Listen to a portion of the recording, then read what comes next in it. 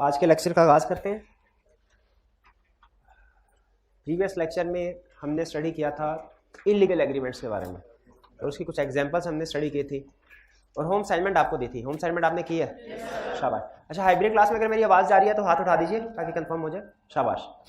तो आज ये जो होम असाइनमेंट आपकी पास पेपर्स के क्वेश्चन केस स्टडीज आई क्या की डिस्कस करते हैं। सबसे पहले question number 29, what is an agreement? Agreement क्या है? आपको याद है, ये हमने चैप्टर 2 में स्टडी किया था, ठीक है। Promises forming consideration for each other. When is an agreement considered to be void? When object और कंसीडरेशन इज इलीगल, ठीक है, और इम्पॉसिबल, वो भी कह सकते हैं, क्योंकि अभी तो हम इलीगल का कंसेप्ट पढ़ा है तो हमें पता है उसके कंटेक्स्ट में बात कर रहा है। एग्जाम में बैठ के तो हमें नहीं पता चलेगा। तो इलीगल के साथ इम्पॉसिबल भी एग्रीमेंट वाइड होते हैं, ठीक है। तो यहाँ पे इलीगल के साथ इम्पॉसिबल का वर्ड भी यूज कर सकते हैं। State the circumstances under which the object of an agreement is considered to be unlawful. बताइए वो कौन सी सिचुएशन है जिनमें ऑब्जेक्ट या कंसीडरेशन अनलॉफुल हो सकता है। तो पहले तो हम वो एग्जांपल्स बताएंगे स्टार्ट। कौन सी वाली? हाँ जी, वो पाकिस्तान पिनल कोड वाली, टू डिफ्रॉड अदर्स, इंजरी वाली, और फिर examples opposed to contracts agreements opposed to public policy की एग्जाम। वो एग्जांपल सारी याद है आपको? वो लिस्ट हमने देनी है, यहाँ पे लिस्ट मांग रहा है वो।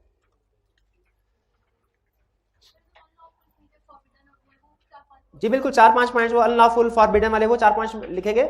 लेकिन agreements opposed to public policy वो भी इसके अंदर ही है उससे। हाँ जी, वो भी लिखेंगे। उसको अलग मैंने इसलिए लिखा था क्योंकि उसके आगे सब पॉइंट्स थे, पीछे वाली एग्जांपल के सब पॉइंट्स नहीं थे। 30A, Amir promises to obtain for Fakir an employment in the public service and Fakir promises to pay ₹1,000 to Amir. Is this a valid contract? नहीं, ये कौन सा अनलॉफुल एग्रीमेंट है? क्यों? रीजन आपको पता चलनी चाहिए कौन सा। ये सेल ऑफ पब्लिक ऑफिस है which is opposed to public policy and therefore void. A clear? Next B, Abid, Sajid and Amjad agree to divide the cash obtained by tax refund on the basis of fake documents. Fake documents की base पे tax refund claim करना illegal. They also agree to invest the amount in the business of Abid for mutual benefits for a year. उसके बाद उन्होंने कहा कि आबिद का कोई और बिजनेस है, उसमें हम इन्वेस्टमेंट करेंगे म्यूचुअल बेनिफिट्स के लिए। After a year when Sajid and Amjad demanded their share, Abid refuse to pay. Can Sajid and Amjad recover their share from Abid? अच्छा, अब ये वो वाला केस है, agreement first to do illegal and then legal thing. तो मुझे बताइए, पहले इलीगल आ गया, ये एग्रीमेंट वाइड, और इस इलीगल एग्रीमेंट की बेस पे उसके बाद जो लीगल एग्रीमेंट है वो भी वाइड, क्योंकि legal agreement in itself legal है। किसी के बिजनेस में इन्वेस्ट करना इलीगल नहीं है, लीगल है। लेकिन इलीगल मनी को इन्वेस्ट करना, क्योंकि वो जो पहला एग्रीमेंट है वो इलीगल है, तो उसकी बेस पे जो दूसरा एग्रीमेंट होगा वो भी इलीगल होगा। कल ये एग्जांपल समझाई ना, बिल्डिंग वाली एग्जांपल के साथ। तो चूंकि पहला इलीगल है, दूसरा भी इलीगल है, लीगली रिकवर नहीं करवाई जा सकते अमाउंट बिजनेस में से। क्लियर ये चीज? नेक्स्ट, लिख सकते हैं कि फ्रॉड किया है तो उसी वजह से टैक्स हाँ बिल्कुल, ये जो tax refund on the basis of fake documents, ये इलीगल एक्टिविटी है। ये फ्रॉड कह सकते हैं कि ये पब्लिक अथॉरिटी के साथ फ्रॉड है। 31, comment on the validity of following agreements. A, Kadir fails to pay his loan and his house is auctioned for recovery. यानी लोन पे नहीं कर सका तो गारंटी के तौर पे जो घर दिया था उसकी नीलामी हो रही है। According to law, the defaulter यानी Qadir is prohibited to bid, so he appoints an agent to bid for him and later transfer the house. मुझे बताइए, एजेंट अगर अपॉइंट किया जाए, वो एजेंट जो भी एक्ट करता है वो किसके एक्ट समझे जाते हैं? एजेंट के अपने एक्ट समझे जाते हैं, प्रिंसिपल के? क्योंकि एजेंट जो भी काम करेगा वो प्रिंसिपल के बिहाफ पे करेगा। तो यहाँ पे लॉ मना कर रहा है कि जो डिफॉल्टर है वो बिड में हिस्सा नहीं ले सकता। तो डिफॉल्टर ने अपने एजेंट को भेज दिया, क्या ये लैदा पार्टी समझी जाएगी या डिफॉल्टर ही समझा जाएगा? तो ये चूंकि ये लॉ की वायलेशन है, इसीलिए ये अनलॉफुल इलीगल है और ये एग्रीमेंट वाइड है। यानी अगर बिड में वो कामयाब हो भी जाए तो क्या घर उसको ट्रांसफर किया जाएगा, बेचा जाएगा? नहीं जी। इसमें लीगल प्रोविजन हमारी यही कि जो लॉ की वायलेशन कर रहा है ये अनलॉफुल है। B, Abid, Sajid and Amjad enter into an agreement of the division among them of gains acquired by them by fraud. जी, फ्रॉड क्या कोई क्राइम है? पाकिस्तान पिनल कोड के मुताबिक क्राइम है, बिल्कुल है। तो कोई क्राइम करने का एग्रीमेंट अगर किया जाता है अनलॉफुल, तो एग्रीमेंट वाइड है। अगर इसमें से कोई बंदा अपना शेयर ज्यादा ले लेता है तो दूसरा उससे रिकवर करवा सकता है? ये वाइड एग्रीमेंट है, नहीं करवा सकता। C, Azeem being agent for a landed proprietor agrees for money without the knowledge of his principal to obtain for Babar a lease of land belonging to his principal. Azam agent है proprietor का, वो अपने principal के knowledge के बगैर, ठीक है, obtain करता है लीज ऑफ लैंड बिलोंगिंग, अपने प्रिंसिपल की प्रॉपर्टी प्रिंसिपल के नॉलेज के बगैर बाबर को दे देता है। यही कहानी बन रही है ना। Azam being agent for landed proprietor agrees for money without the knowledge of his principal to obtain for Babar a lease of land belonging to his principal. ठीक है, तो ये प्रिंसिपल के साथ फ्रॉड है। प्रिंसिपल के नॉलेज के बगैर उसकी कोई प्रॉपर्टी बेचना, और वो भी बेचना भी कैसे? पैसे लेके, रिश्वत लेके दूसरे लोगों से। यहाँ पे उसने लिखा हुआ है एग्रीज फॉर मनी, तो ये प्रिंसिपल के साथ धोखा नहीं हो गया कि प्रिंसिपल के नॉलेज के बगैर उसकी प्रॉपर्टी दूसरे लोगों को बेच देना, पैसे लेके, फ्रॉड है, और ये एग्रीमेंट वाइड है। E. Abid, who is guardian of Tanveer, promises to exercise his influence as such with Tanveer in favor of Farhan, and Farhan promises to pay rupees 1000 to Abid. Abid एक minor का guardian है, और guardian third party को ये कहता है कि ये जो माइनर है ना, ये तो मेरे इशारों पे चलता है, तो मैं एक ट्रांजैक्शन तुम्हारे साथ तुम्हारी फेवर में इसकी करवा देता हूं जिसमें तुम्हें फायदा होगा, और वो थर्ड पार्टी गार्डियन को पैसे दे रही है। बताइए इसमें जो एग्रीमेंट किया जा रहा है ये इन्फ्लुएंस के जरिए से किया जा रहा है, क्या ये एग्रीमेंट अनड्यू इन्फ्लुएंस के, क्या ये एग्रीमेंट वैलिड है? नहीं है। एफ एम जी, इसमें अनड्यू इन्फ्लुएंस कि फ्री कंसेंट नहीं है, एक तो माइनर की फ्री कंसेंट नहीं है, तो ये उसके लिए वाइडेबल है at the option of minor.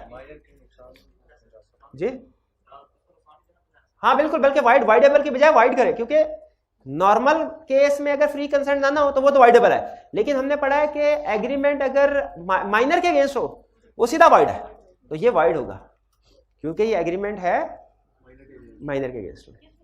जी जी हाँ जी बिल्कुल बिल्कुल, मैं फ्री कंसेंट की तरफ ही जा रहा हूँ। फ्री कंसेंट नहीं है और अनड्यू इन्फ्लुएंस है, उसकी वजह से वाइडेबल वो भी बिल्कुल बन रही है यहाँ पे, लेकिन यहाँ पे वाइडेबल के साथ साथ एक और रेलिवेंट लीगल प्रोविजन भी है। नहीं, पर्सनल लिबर्टी वाली नहीं बन रही इसमें, इसमें दो एग्जांपल्स बन रही है, दो रेलिवेंट प्रोविजन बन रही है। एक कंसेंट फ्री नहीं है, उसकी बेस पे वाइडेबल है, और दूसरा एग्रीमेंट माइनर के अगेंस्ट है, उसकी फेवर में नहीं है, ये थर्ड पार्टी की फेवर है ना, with Tanveer in favour of Farhan, ये एग्रीमेंट फरहान की फेवर में है, तनवीर माइनर की फेवर में तो नहीं है ना, तो इसीलिए ये एग्रीमेंट वाइड है। आप दोनों फ्री कंसेंट वाली बात कर लें या एग्रीमेंट अगेंस्ट माइनर वाली बात कर लें, दोनों अप्लाई हो सकते हैं। मेरे ख्याल में ज्यादा बेहतर माइनर वाली है, क्योंकि ये केस स्टडी माइनर की है, तो हम स्पेसिफिक माइनर वाला अगर रेलेवेंट प्रोविजन डिस्कस करें वो ज्यादा बेहतर है। E clear? F, a married woman was given money to obtain divorce from her husband and then marry the lender, later the woman refuse to take divorce. अब देखिए ये किसी के शादीशुदा मामला में मुदाखलत करना, ठीक है, ये अपोज टू पब्लिक पॉलिसी है, ला इसे कहता है ये अपोज टू पब्लिक पॉलिसी। आपको लगता है कि ये एग्रीमेंट मुफादिम, इस तरह के एग्रीमेंट की इजाजत दी जाए ये मुफादिम मामे होंगे? उसके खिलाफ है, क्योंकि इसके खिलाफ है agreement opposed to public policy, इसलिए ये एग्रीमेंट वाइड है। जी नहीं, वो पर्सनल लिबर्टी का मैरिज ब्रोकरेज एग्रीमेंट बिल्कुल वो ला देखा है वाइड है।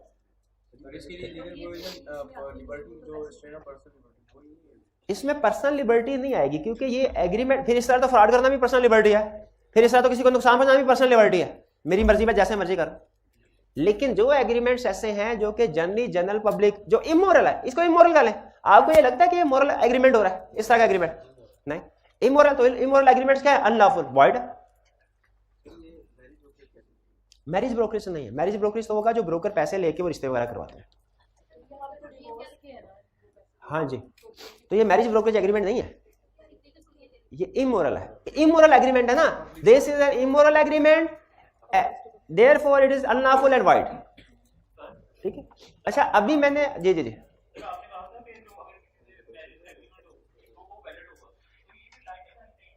भाई ये एग्रीमेंट मैरिज का नहीं है, ये डिवोर्स का मेरे भाई, पहले तो ये समझ। वो डिवोर्स के बाद, हम तो पहले डिवोर्स के ऊपर डिस्कशन कर रहे हैं क्या यार ठीक है कि नहीं। अगर ये इलीगल है ना तो उसके बाद मैरिज वाली बात चाहे लीगल भी हो वो इलीगल होती है, हमारा असूल है ना। अगर पहला एग्रीमेंट इलीगल है तो बाद वाला एग्रीमेंट भी इलीगल होगा, ठीक है। तो वैसे तो मैरिज का एग्रीमेंट लीगल होता है, लेकिन ये पहले शादीशुदा किसी बंदे से एग्रीमेंट करना डिवोर्स का, फिर उसके बाद मैरिज का, चूंकि पहला एग्रीमेंट ही इलीगल हो गया तो सब्सिक्वेंट एग्रीमेंट भी इलीगल है। तो ये एग्रीमेंट इलीगल है, इससे रिकवरी नहीं करवाई जा सकती। जी, Imran agrees to buy goods from Inder a citizen of country at war with Pakistan. Agreement with alien enemy is void, इसलिए ये एग्रीमेंट वाइड है। H. Anjum, who knows that Kanwar has stolen goods amounting to rupees 500,000, receive rupees 100,000 from Kanwar in consideration of not exposing him. ये कौन सा है? Stippling criminal prosecution, ठीक है। ये agreement opposed to public policy होता है, इसीलिए ये एग्रीमेंट भी वाइड है। क्लियर हो गया जी? कोई क्वेश्चन? जी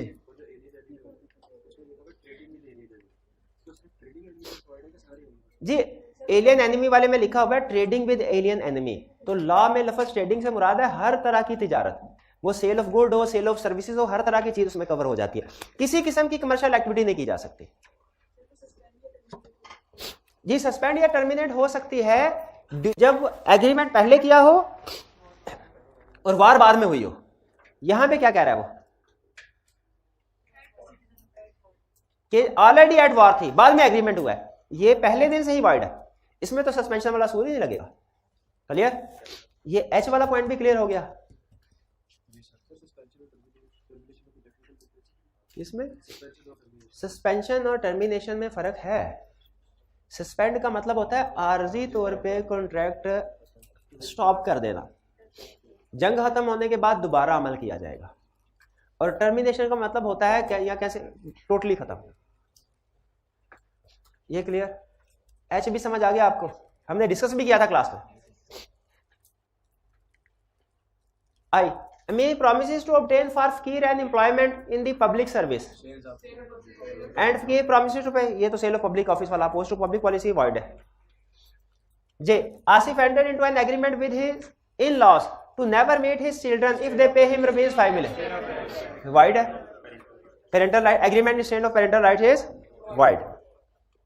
के an employer and employee agree that employee cannot enter into any contract for 5 years whether personal or professional in nature। agreement instead of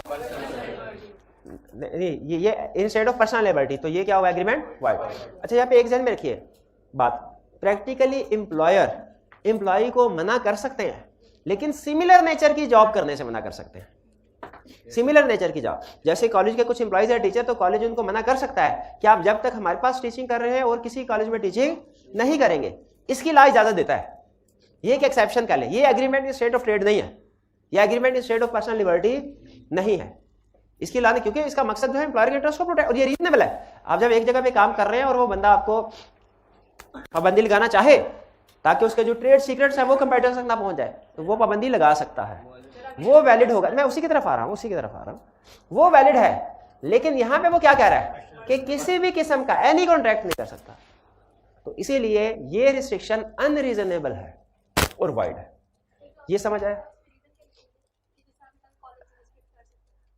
वो एक्सेप्शन है, वो एक एक्सेप्शन, वो agreement in state of trade की exception है कि इस case में रोका जा सकता है किसी एम्प्लॉय को कि वो किसी कंपेटिटर ऑर्गेनाइजेशन के पास सिमिलर बिजनेस ना करे। आगे चलते हैं। L 5 nearby fuel stations agree to charge prices above the price fixed by regulatory authority। Regulatory authority यहां पे बताइए, रेगुलेशन। लेकिन यहां पे अगर सिर्फ यहां पे खत्म हो जाता ना एग्रीमेंट, तो ये एग्रीमेंट वैलिड था, फिर हम इसे लेके जाते प्राइस रेगुलेशन की तरफ कि उसकी इजाजत है। लेकिन ये प्राइस कौन सी है? Regulatory authority. इसका मतलब है लॉ ने प्राइसेस फिक्स कर दी, उन प्राइसेस से बढ़ के कोई भी प्राइस चार्ज करेगा, वो चाहे एक बंदा चार्ज करे चाहे 10 बंदे चार्ज करे, वो सारी की सारी इलीगल होगी। जी नहीं, ये अनलॉफुल, ये वायलेशन ऑफ लॉ है, सिंपल वायलेशन ऑफ लॉ है, ये सिंपल वायलेशन ऑफ लॉ है। पाकिस्तान क्रिमिनल कोड है जो, उसमें लॉ की वायलेशन है कि लॉ ने एक प्राइस फिक्स कर दी, एक रूल पास कर दिया, आप उसकी खिलाफवर्जी कर रहे हैं, ये एग्रीमेंट वाइड है। जी अच्छा भाई मैं पहले ये कंप्लीट कर लूँ, फिर उसके बाद कंसेप्ट पूछ लीजिएगा। नहीं नहीं नहीं, ठीक है, ये मैंने डिस्कस करना के लिए एक स्टूडेंट ने भी पूछा था, ये कंप्लीट कर लूँ फिर इसके बाद। जी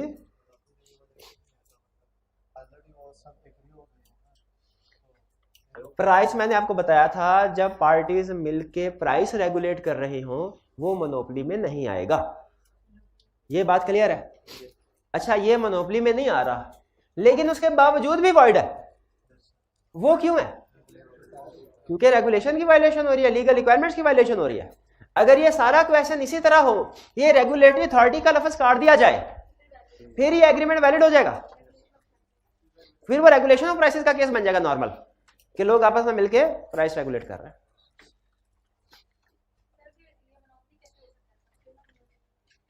मोनोपोली नहीं है ना, मोनोपोली नहीं है। मोनोपोली उस सूरत में हो सकता था अगर एग्रीमेंट करते कि एक बड़ा जो कंपनी है या बिजनेस है वो छोटे बिजनेसेस को एक्वायर कर रहा है, छोटे बिजनेसेस को एक्वायर करके मर्ज कर रहा है, वो मोनोपोली होती है। M Asif offered Basit to pay him ₹1 million if he procures a woman to marry his brother. ये है मैरिज ब्रोकरेज, ये वाला है मैरिज ब्रोकरेज का एग्रीमेंट।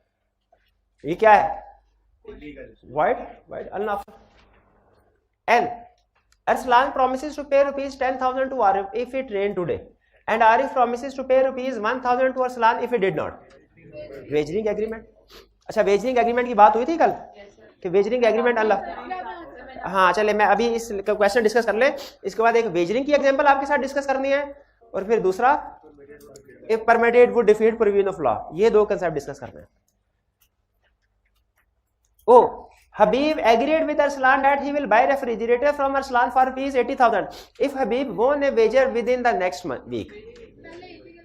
हाँ कि अगर पहले वो वेजरिंग जीतेगा, जुआ जीतेगा, जब वो जुआ जीतेगा फिर उसके बाद रेफ्रिजरेटर खरीदेगा, तो जुआ चूंकि इलीगल एग्रीमेंट है, अनलॉफुल है, तो उसकी बेस पे जो दूसरा एग्रीमेंट किया जाए वो भी अनलॉफुल, तो ये एग्रीमेंट क्या हुआ? वॉइड। चलिए अच्छा पहले तो क्वेश्चन है, थोड़ी थोड़ी एग्जांपल्स। अब है आई कैप का क्वेश्चन, इसको अटेंटिव होके पढ़िए। अगर आपने इसको समझ लिया इसका मतलब है जो एग्जाम लेवल तक का नॉलेज था वो आपने हासिल कर लिया। छोटे छोटे क्वेश्चन भी अहम थे, लेकिन उन क्वेश्चन का असल मकसद आपको इस लेवल पे पहुंचाना था कि एग्जाम लेवल पे आप पहुंचे और क्वेश्चन अटेम्प्ट कर सकें। तो स्टार्ट करते हैं। कह रहा है पहले रिक्वायरमेंट, केस स्टडी का एक असूल है, बेहतर होता है कि पहले रिक्वायरमेंट को आप रीड करें। Under the provisions of contract act 1872 explain whether Raheel is bound to withdraw the proceedings against Naeem. अब देखते हैं कि क्या प्रोसीडिंग्स है और नईम कौन है, राहील कौन है। कह रहा Naeem was a treasury manager in Raheel associates. Treasury manager means cashier, Raheel associates का मतलब एक कंपनी में, ऑर्गेनाइजेशन में। नईम एक ऑर्गेनाइजेशन में कैशियर था। Naeem robbed ₹100,000 cash from the business, उसने बिजनेस से 1 लाख लूटा। फिर क्या किया? Raheel the owner of the business instituted legal proceedings against Naeem. Business के मालिक ने उसके खिलाफ लीगल एक्शन लिया। Naeem agree to return the cash and Raheel agree to withdraw the proceedings against him. फिर दोनों ने आपस में एग्रीमेंट कर लिया। एग्रीमेंट क्या हुआ ये जरा नोट करने वाली बात है। एग्रीमेंट क्या हुआ? नईम ने कहा भाई मैं तुम्हारा कैश वापस करता हूं, राहील ने कहा मैं तुम्हारे खिलाफ केस वापस ले लूंगा। Naeem fulfilled his part of the promise, यानी नईम ने पैसे वापस कर दिए। बताइए whether Raheel is bound to withdraw the proceeding against Naeem? क्यों नहीं, रीजन बताइए। Stifling criminal prosecution, agreement of stifling criminal prosecution is void opposed to public policy. ये क्लियर हो गया, समझ आ गया था। ये भी आई कैप का पास पेपर का question. Asif stole cash and merchandise from ABC store, Basit the owner of store institute legal proceeding. ये वही केस नहीं बन रहा। Asif contacted Bashir with an offer to return the stolen cash and merchandise. If Basit withdraws the suit, Basit accepted the offer, is this a valid agreement? नहीं, ये same facts है, valid agreement नहीं है, वो जो पब्लिक पॉलिसी है स्टिफलिंग क्रिमिनल प्रोसिक्यूशन की वजह से। Next question 34। Comment on the enforceability of following agreements. बताइए ये वाले एग्रीमेंट्स एनफोर्स किए जा सकते हैं कि नहीं। ए आजम promises to superintend on behalf of Babar a legal manufacture of indigo and an illegal traffic in other articles. Babar promises to pay Azam a salary of ₹30,000 a month.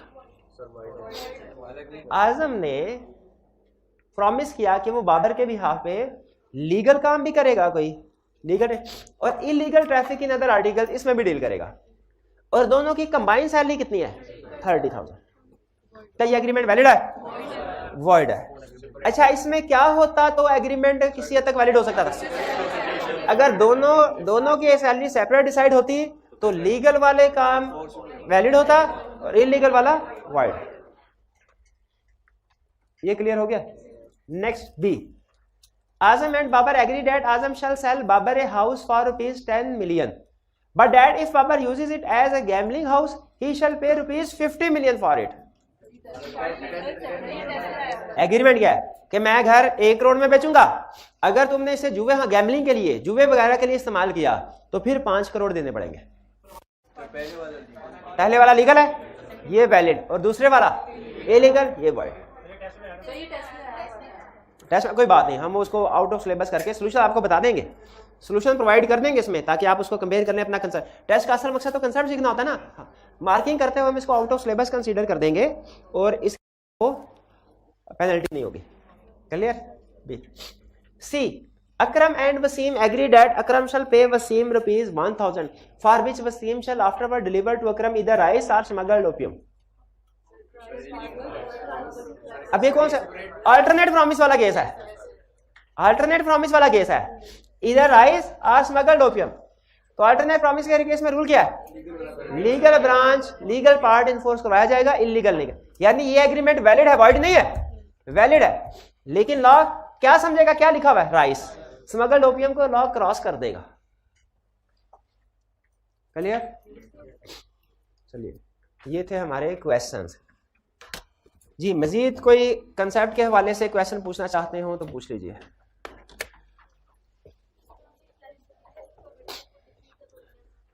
If permitted it would defeat the provision of law. इसका क्या मतलब है? बाज़ औक़ात ऐसा होता है कि कोई एग्रीमेंट इन इटसेल्फ इल्लीगल नहीं है, कोई एग्रीमेंट इन इटसेल्फ इल्लीगल नहीं है, लेकिन अगर उसकी इजाजत दे दी जाए तो उससे लॉ की कोई प्रोविजन वायलेट होती है, उसे लॉ की कोई प्रोविजन वायलेट होती है। जैसे फर्ज कीजिए ये भाईजान इनकी ठुकाई करवाना चाहते हैं, ठीक है? लीगल है कि इलीगल? इलीगल। अच्छा, ये एग्जांपल अलग है। अगली एग्जांपल इंडिपेंडेंट। ये भाईजान मेरे से 10,000 रुपये लोन लेना चाहते हैं, ये लीगल है कि इलीगल? ये लीगल और वैलिड है। अब तीसरा केस होनी है, ये भाईजान मेरे से लोन लेना चाहते हैं ताकि किसी को सुपारी देके इनकी ठुकाई करवाई जाए, दोनों मिल गए। ये है कि हालांकि पहले वाला एग्रीमेंट वैलिड है, लेकिन if permitted it would defeat provision of law. अगर पहली वाली ट्रांजैक्शन की इजाजत दे दे तो फिर इसकी वजह से कोई दूसरी लॉ की प्रोविजन वायलेट होगी। लॉ कहता है इस सूरत में पहले वाला एग्रीमेंट जो नॉर्मली वैलिड होता है ये भी वाइड हो जाएगा, ये भी इलीगल हो जाएगा। लेकिन ये याद रखिए प्रैक्टिकली उस सूरत में इलीगल होगा जब मुझे पता होगा कि ये लोन का मकसद क्या है। अगर मुझे लोन का मकसद ही नहीं पता और ये मेरे से लोन ले जाते हैं और उसको किसी इलीगल काम में इस्तेमाल करते हैं तो याद रखिए उस सूरत में ये एग्रीमेंट वैलिड होगा। ये बिल्कुल, ये बात समझ आई आपको? अच्छा, एक और केस होना है, रियल केस। इस एग्जाम्पल के पीछे जो रियल केस था वो मैं आपके साथ शेयर कर रहा हूं। आपने पढ़ा कि agreement in state of marriage is void. एक केस में ये वैलिड होता है, जब माइनर का केस हो। आपको पता होगा कि जो पाकिस्तान का कानून है और शायद इंडिया का कानून, उसमें भी एज बताई हुई है उन्होंने कि इस एज से कम उम्र के किसी भी बच्चे की जो शादी होगी वो इलीगल है। वो शायद पाकिस्तान में 16 साल है मेरा ख्याल है, कंफर्म नहीं है। नहीं मैरिज के लिए मेरा ख्याल है 16 साल है। हाँ, लड़की की 16, लड़का 18, कुछ इसी तरह की बात है, बिल्कुल ऐसा। बहरहाल एज बताई हुई है। अगर कोई 13-14 साल के पर्सन के साथ एग्रीमेंट किया जाए कि आप शादी नहीं करेंगे, मुझे बताइए ये एग्रीमेंट वैलिड है कि वॉइड है?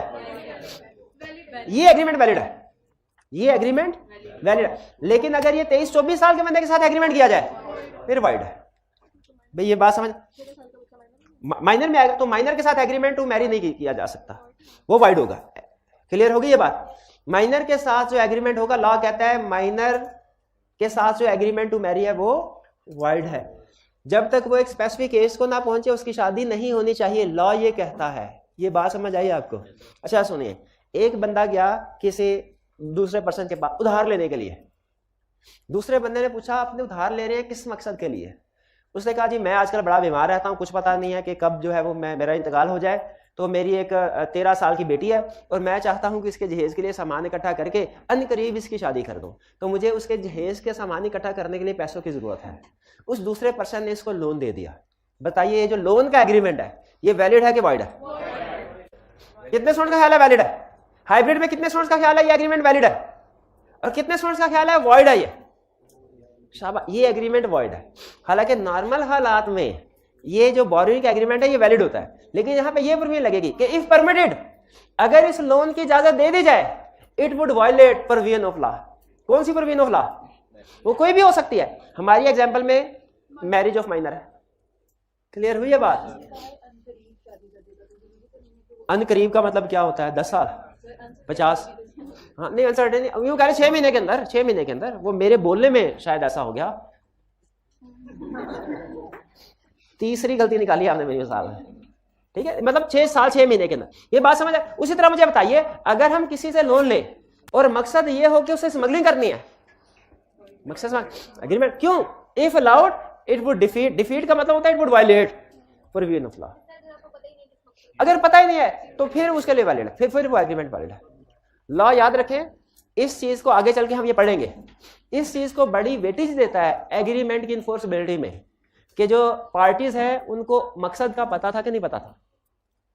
ठीक है, मकसद का पता था कि नहीं पता था। आप बाजार जाते हैं, बाजार में छुरी मिलती है, आप छुरी खरीद के लाते हैं, छुरी बेचने वाले ने कोई गलत काम किया नहीं किया, लेकिन अगर छुरी बेचने वाले को पता हो कि इससे आपने मर्डर करना है, तो इंटेंशन जो होती है, नॉलेज है, इसको हम आगे भी केस स्टडी में सॉल्व करते हुए इस पॉइंट को कंसीडर किया करेंगे कि क्या थर्ड पार्टी को इस चीज का नॉलेज था कि नहीं था कि आगे क्या होने जा रहा है। अगर कोई इलीगल काम हो तो जिस बंदे को नॉलेज हो हम कहते हैं ये भी इसमें शामिल है। ये बात समझ आ गई? If permitted would defeat provision of law. और की क्वेश्चन? एक और पॉइंट था अभी जो पूछा, वेजरिंग। वेजरिंग का मतलब क्या है? जो ये वेजरिंग जो है ये इलीगल है पाकिस्तान में, ठीक है? दुनिया की कुछ कंट्रीज में ये अलाउड है, कुछ कंट्रीज में, जैसे आपने देखा होगा गोरेबाज का मूवी या ड्रामा वगैरह देखे ना, वो कैसीनो में बैठे होते हैं, वो यही काम कर रहे होते हैं, तो कुछ कंट्रीज में अलाउड है, लेकिन पाकिस्तान में इसके ऊपर पाबंदी है, इलीगल है, जुआ इसीलिए अनलॉफुल है और वाइड है। ठीक, इसके आगे कोई फर्दर एग्जांपल तो नहीं इसने दी हुई ना, एक्सेप्शन वगैरह तो कोई चीज दी हुई? ठीक, तो वेजरिंग एग्रीमेंट सारे वाइड है। ये क्लियर होगी बात? और की क्वेश्चन? सर अगर प्रोमिसर के बिहाफ के ऊपर कोई एजेंट कंसिडरेशन परफॉर्म करे तो क्या प्रोमिसर वो राइट टू सू भी ट्रांसफर करता है एजेंट को या नहीं? क्वेश्चन इनका ये है कि अगर प्रोमिसर ने अपना कोई एजेंट अपॉइंट किया और उस एजेंट से कहा मेरी जगह पे तुम कंसिडरेशन ट्रांसफर करो, तो जो एजेंट कंसिडरेशन प्रोवाइड करेगा वो प्रोमिसर की तरफ से ही समझी जाएगी? बिल्कुल। लेकिन अगर केस करना हो, अगर फर्ज कीजिए एजेंट ने कंसिडरेशन प्रोवाइड कर दी लेकिन वो दूसरी पार्टी है बदले में पेमेंट नहीं कर रही और केस करना है, तो कौन कर सकता है? प्रोमिसर, एजेंट, या दोनों में से कोई भी एक? तो इसका जवाब है प्रोमिसर केस फाइल करेगा या एजेंट, अगर प्रोमिसर उसको ऑथोराइज करे। बात समझ आ रही है? एजेंट भी प्रिंसिपल के बिहाफ पे केसेस फाइल कर सकता है, लेकिन शर्त क्या है? प्रिंसिपल ने उसको अथॉरिटी दी, प्रिंसिपल फिर खुद डिसाइड करता है कि मैं अपने नाम से केस लड़ूं या कि एजेंट के थ्रू लड़ूं। ठीक है, और कोई क्वेश्चन? जी बिल्कुल।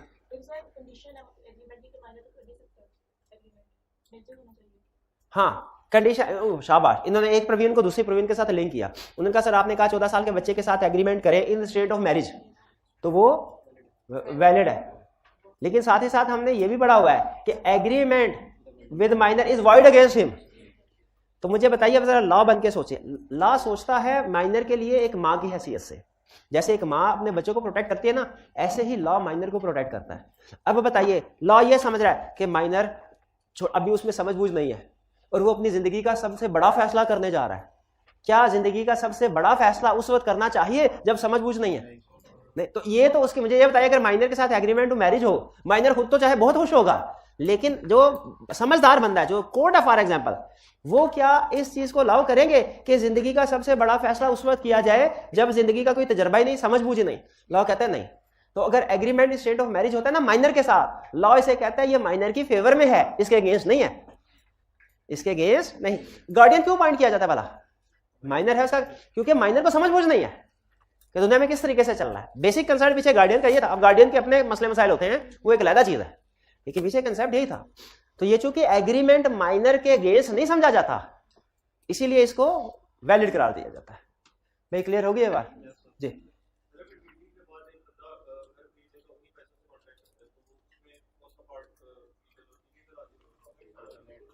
अगर वेजरिंग के पैसों से कोई जुआ जीता और उस पैसों से वो घर खरीदता है, अब यहाँ पे डिपेंड करता है। देखिए दो केसेस हैं, अब आपको सोल्यूशन बताएंगे दोनों केसेस का। किसी बंदे ने जुए दूसरे बंदे के साथ एग्रीमेंट किया, उसने कहा जी मैं आज रात जुआ खेलने जा रहा हूं, सुबह या तो मैं जीरो होऊंगा या मैं करोड़पति होऊंगा। अगर मैं करोड़पति हुआ तो तुम्हारा घर खरीद लूंगा, तो मैं मुंह मांगी कीमत पे। ये एग्रीमेंट कर रहा है। गया जुआ जीत के आया, घर खरीद लिया, वैलिड है या वॉइड? वॉइड है। अभी पढ़ा दूसरा केस, वो पढ़ा जिसमें वो कहता है कि जी टैक्स रिफंड करेंगे, पहले इलीगल कहा और बाद में लीगल।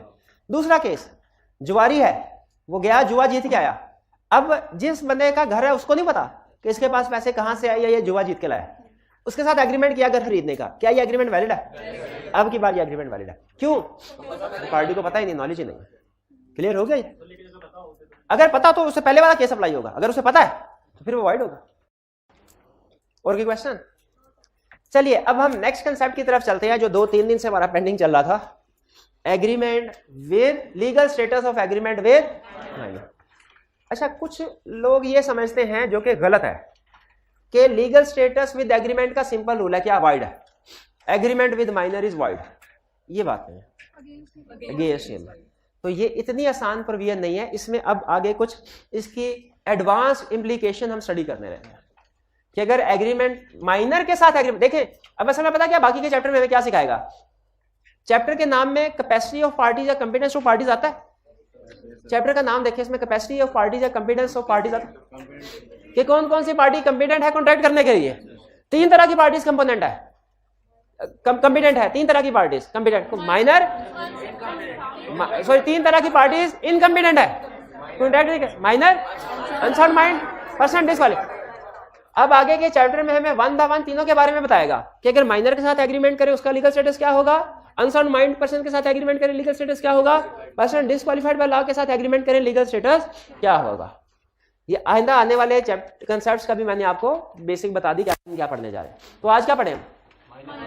एग्रीमेंट, माइनर के साथ एग्रीमेंट का लीगल स्टेटस क्या होगा। अब इसमें ना कुछ चूंकि हम डिटेल में स्टडी करने जा रहे हैं, तो एक होता है रूल जैसे हेडिंग, एक होती है उसकी एक्सप्लेनेशन। मेन कंसेप्ट हमने पढ़ लिया है, agreement with minor is void against him. अब इसकी एक्सप्लेनेशन, इसकी एप्लीकेशन पढ़ने जा रहे हैं। यानी अब जो हम कंसेप्ट आएगा ना उसमें कुछ नई चीजें भी सीखने को मिलेगी हमें, तो आपने नई चीजों को सीखते जाना है साथ साथ। पहला रूल वही हमारा फेवरेट, कौन सा? Agreement minor is void against him. यानी अगर कोई लैंडर माइनर को पैसे देता है और माइनर पैसे खर्च कर ले, क्या वो उसे रिकवर करवा सकता है? अगर कोई लैंडर माइनर को पैसे दे और माइनर पैसे खर्च कर ले, क्या उसे रिकवर करवाए जा सकते हैं? नहीं करवाए जा सकते। लेकिन अगर लैंडर ने माइनर को पैसे दिए 10,000, माइनर ने 4,000 खर्च कर लिए, 6,000 अभी पड़े हैं, क्या ये करवाया जा? सिर्फ 6,000 करवाए जा, 4 नहीं करवाए जा सकते। अच्छा, लैंडर ने 10,000 दिए, माइनर ने 2,000 रुपए खर्च कर लिए, 8,000 की साइकिल ले ली, साइकिल रिकवर करवाई जा सकती है जो उसके पैसों से लिया है, 2,000 नहीं रिकवर करवाई जा सकती। ये बात समझ आ गया? देखा लॉ ने कैसे प्रोटेक्ट किया माइनर को कि माइनर के पैसे लेके खा भी ले, आप उसे पैसे वापस नहीं कर सकते। फिर minor can recover money land, लेकिन अगर माइनर दूसरे लोगों को पैसे दे वो रिकवर करवा सकते हैं। यानी अकाउंटिंग की लैंग्वेज में बात करें तो हम ये क्या कहेंगे, माइनर पेएबल हो सकता है। माइनर हमारा पेएबल हो सकता है अगर हम माइनर के साथ डीलिंग कर रहे हैं। माइनर पे यानी हमने माइनर को पे करने हैं, हमने पेएबल का मतलब हमने माइनर को पे कर, लेकिन माइनर हमारे रिसीवेबल में नहीं हो सकता। माइनर हमारे पे, यानी हम माइनर को पे करना है अगर तो हम करेंगे, लेकिन अगर रिसीव करना है तो नहीं समझ आई? हमने माइनर को उधार दिया, पैसे ले सकते हैं वापस? माइनर ने हमें उधार दिया, ले सकता है? पहला concept clear. Next, rule of estoppel does not apply. ये रूल ऑफ एस्टॉपेल समझे, एस्टॉपेल को अंडरलाइन करने खास तौर, ये हमारे 3-4 जगह पे आएगा। एस्टॉपेल का मतलब ये निकला है स्टॉप से। स्टॉप का मतलब क्या होता है? रोकना। रोकना किससे रोक? मुकरने से रोकना। मुकरने से रोकना यानी मैं अगर आपको कहूं कि मैं किसी बिजनेस में पार्टनर हूं, मैंने एक स्टेटमेंट दी, और कल मैं आपसे कहूं कि नहीं मैं तो नहीं पार्टनर, मैं तो झूठ कह रहा था, मैं तो मजाक कर रहा था, बस वैसे ना लोग कहते हैं मजाक कर रहा था। लॉ ये कहता है अगर आपने कोई एक दफा स्टेटमेंट दी ना, बाद में आप उससे विड्रॉ नहीं कर सकेंगे। कुछ केसेस में बाद में आप उसे रिटर्न, वो क्या कहते हैं, आप उसे यू टर्न नहीं ले सकते। ये है रूल ऑफ एस्टॉपेल कि अगर एक दफा आपने कोई स्टेटमेंट दे दी, आप उससे रिटर्न नहीं ले सकते। एक दफा आपने कह दिया कि मैं किसी बंदे का, मैंने कह दिया क्या ये भाईजान मेरे एजेंट है, मैं इनका प्रिंसिपल हूं, क्या असल में नहीं है ये, मैंने आप सबके सामने कह दिया। उसके बाद मैं साइड पे चला गया, इन्होंने मेरे नाम से आपसे पैसे इकट्ठे करने शुरू कर दिए। अगले दिन आपने कहा सर पैसे, मैंने कहा पैसे कैसे, मैं तो मजाक कर रहा था, ये तो मेरा एजेंट ही नहीं है। लॉ क्या कहता है? आपको वापस अपनी स्टेटमेंट विड्रॉ करने से रोका जाएगा। इसे कहते हैं रूल ऑफ एस्टॉपेल। यानी अब चाहे मेरा एजेंट नहीं भी था, लेकिन मैंने आपके सामने इसको रिप्रेजेंट किया कि एजेंट है, आपने इसके ऊपर एक्ट किया कि ये एजेंट है, तो अब मैं अपनी स्टेटमेंट वापस, ये है रूल ऑफ एस्टॉपेल। रोका गया मुझे, किस बात से रोका गया कि मैं यू टर्न नहीं ले सकता। यह है rule of estoppel. Rule of estoppel agent के केस में भी अप्लाई होता है, रूल ऑफ एस्टॉपेल पार्टनरशिप के केस में भी अप्लाई होता है। कैसे भला? ये 4 पार्टनर्स हैं, मैं पार्टनर नहीं हूं, और इन्होंने रिप्रेजेंटेशन दे दी कि सर भी हमारे पार्टनर है। मैंने इस रिप्रेजेंटेशन की बेस पे किसी से लोन लिया और लेके निकल गया दुबई। क्या वो लोन इन पार्टनर से रिकवर करवाया जा सकता है? और ये पार्टनर अगर कहे नहीं नहीं वो तो हमारा पाम तो ऐसे ही कह रहे थे मजाक में, वो हमारे असल में पार्टनर, हमारा एग्रीमेंट देख ले 4 लोगों का, 5वें का तो है ही नहीं, क्या ये अपनी स्टेटमेंट से विड्रॉ कर सकते हैं? नहीं। इसको क्या कहते हैं? Rule of estoppel. ला कहता है रूल ऑफ एस्टॉपेल अप्लाई होगा, सब पे अप्लाई होगा, लेकिन माइनर पे अप्लाई नहीं होगा। वो कैसे? माइनर किसी को, भाई अच्छा खासा तगड़ा बंदा है, माइनर दिखने में 20 साल का लगता है, असल में 16 साल का है, किसी दुकानदार पे जाके कहता है कि जी मुझे आप लोन दे दीजिए, ठीक है, और दुकानदार उसकी इस रिप्रेजेंटेशन की बेस, दुकानदार उससे पूछता है तुम माइनर तो नहीं? वो कहता नहीं माइनर नहीं, मैं मेजर हूं। दुकानदार ने लोन दे दिया, महीने बाद क्या दुकानदार उससे रिकवर करवा सकता है? रिकवर करवाने लगा और उसने कहा जी मैं तो माइनर हूं, देखिए 16 साल का हूं मैं, असल में ये मेरा बर्थ सर्टिफिकेट है। क्या माइनर अपनी पिछली बात से मुकर सकता है? क्यों? लॉ ने उसको क्यों इजाजत दिया भला? Rule of estoppel does not apply on minor. याद रखिए, रूल ऑफ एस्टॉपेल बाकी लोगों पे अप्लाई होता है, एजेंट पे अप्लाई होता है, पार्टनर्स पे अप्लाई होता है, लेकिन माइनर पे अप्लाई नहीं होता। यानी माइनर को स्टेटमेंट देके बाद में मुकर भी सकता है। जी जी। अगर हम पार्टनर हैं तो थर्ड पार्टी के सामने हम आपको कह दें कि आप भी हमारे पार्टनर हैं और आप इस बात को रिस्पॉन्स ना दें, थर्ड पार्टी की इंटेंशन यही हो कि आप भी हैं, फिर आप लोन लेके कहीं चले जाएं। फिर जी अगर आपने थर्ड पार्टी के, देखिए रिप्रेजेंटेशन कोई भी, ये सब में पार्टनरशिप का टॉपिक है, मैं ज्यादा इसके अंदर जाना नहीं चाहता, लेकिन सिर्फ एक कंसेप्ट आपको बता दूं कि ये जो मैंने एग्जांपल दी ना एस्टॉपेल की, ये 2 वे काम करती है। यानी ये चारों क्लास में मौजूद है, मैं भी मौजूद हूं। अब अगर ये कह देते हैं कि सर हमारे पार्टनर है और मैं पैसे लेके निकल जाता हूं, फिर भी ये लायबल है। और अगर मैं कह देता हूं आपको कि मैं इनका पार्टनर हूं, ये नहीं कह रहे, मैं कह रहा हूं कि मैं इनका पार्टनर, और ये चुप करते हैं, तो कंडक्ट से रिप्रेजेंटेशन आगे, अब मैं पैसे लेके भाग गया तो अब भी ये लायबल है। ये नहीं कह सकते हमने थोड़ी कहा था कि ये हमारा पार्टनर है। भाई तुम लोगों के सामने तो कहा गया था, तुम उसको ना तो कर सकते थे अगर तुम्हारे सामने कोई गलत स्टेटमेंट है, नहीं किया, ये इंप्लाइड एक्सेप्टेंस हो गई। आगे चलते हैं, ये रूल ऑफ एस्टॉपेल समझ आ गया? नो रेटिफिकेशन, रेटिफिकेशन को अंडरलाइन करें, इसका मतलब लिखे सब्सिक्वेंट अप्रूवल। रेटिफिकेशन का मतलब क्या होता है? Subsequent approval. मैं लेक्चर दे के नीचे गया रूम में वापस, टीए ने मेरे सामने नया कैलकुलेटर रख दिया, मैंने कहा ये किस लिए? मैं तो लॉ पढ़ाता हूं, लॉ में कौन सा कैलकुलेटर? उसने कहा सर भूल गए, एक टॉपिक आता होता है जिसमें कैलकुलेटर यूज। मैं कहा हाँ आता होता है टॉपिक, तो लॉ में कैलकुलेटर भी लेके जाना पेपर में, ठीक है, लेकिन मैंने तो तुम्हें नहीं कहा था कि कैलकुलेटर लेके आओ। मैंने, टीए ने विदाउट ऑथराइजेशन काम किया। अब यहां पे 2 ऑप्शन है, चाहे तो मैं कहूं कि अच्छा मैंने कहा तो नहीं था लेकिन मुझे जरूरत थी, चलो अच्छा किया है, तुमने कहा ये कैलकुलेटर मुझे दे दो, ये पैसे ले लो, इसको कहते हैं रेटिफिकेशन। रेटिफिकेशन का मतलब है पहले जो काम बगैर ऑथराइजेशन के हुआ हो, बाद में उसकी सब्सिक्वेंट अप्रूवल देना, इसे क्या कहते हैं? रेटिफिकेशन।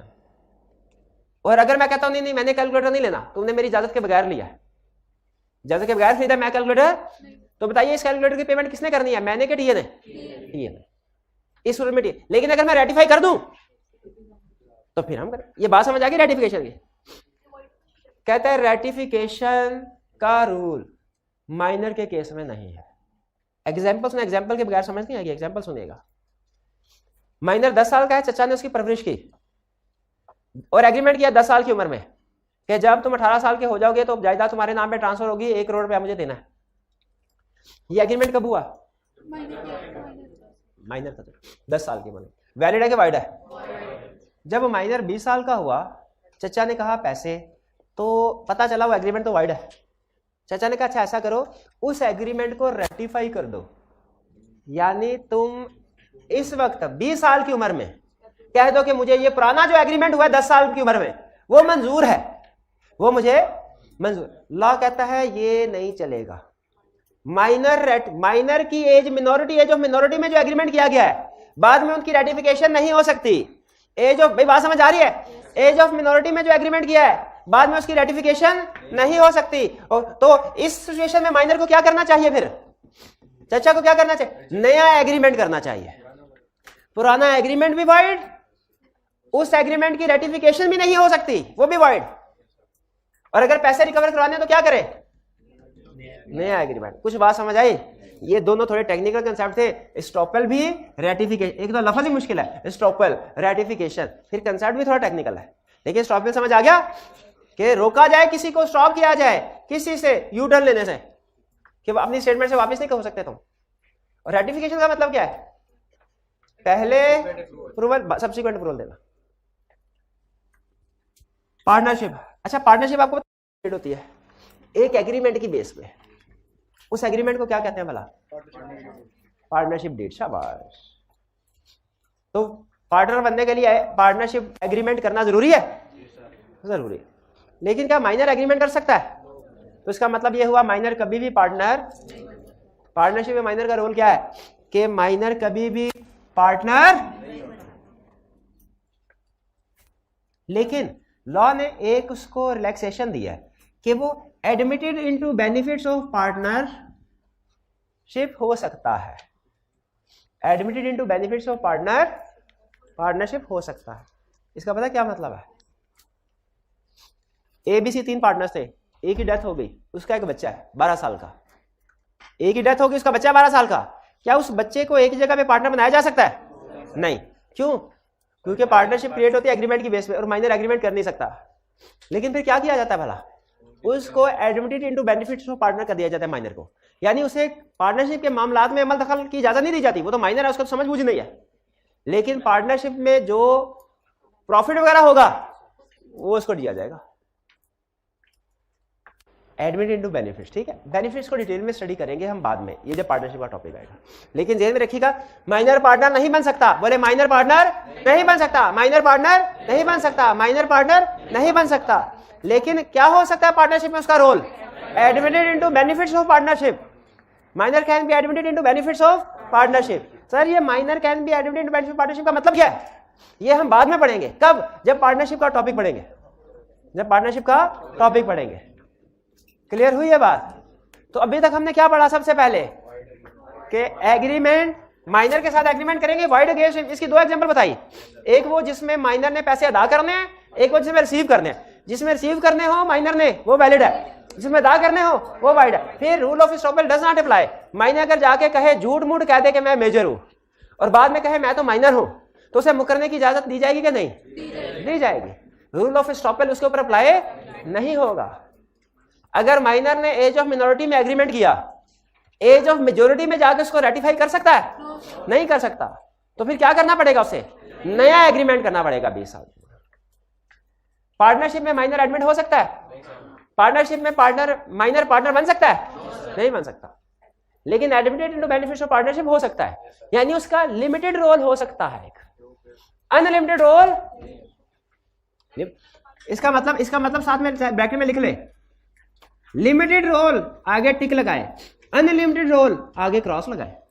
अनलिमिटेड सारे पार्टनर का अनलिमिटेड रोल होता ना, जब मर्जी बिजनेस के जिस मर्जी डिसीजन में पार्टिसिपेट करे। लेकिन माइनर ये कहा क्योंकि उसको समझ बूझी नहीं है। जी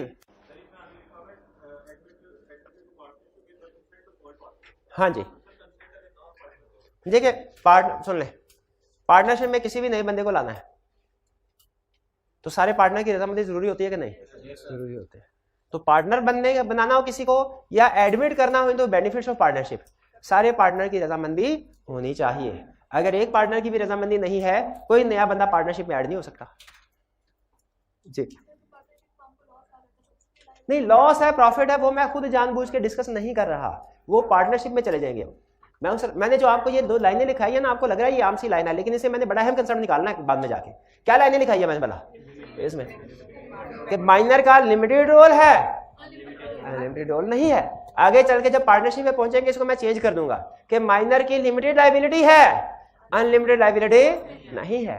रोल को लायबिलिटी से, लेकिन अभी नहीं, अभी सिर्फ आप सिंपल रोल समझे कि माइनर बिजनेस में जाके हर जगह पे देखभाल नहीं कर सकता, इंस्पेक्शन नहीं कर सकता। यहां तक क्लियर जी? जी हाइब्रिड क्लास में क्लियर है? चलिए आगे चलते हैं जी, टाइम हो गया।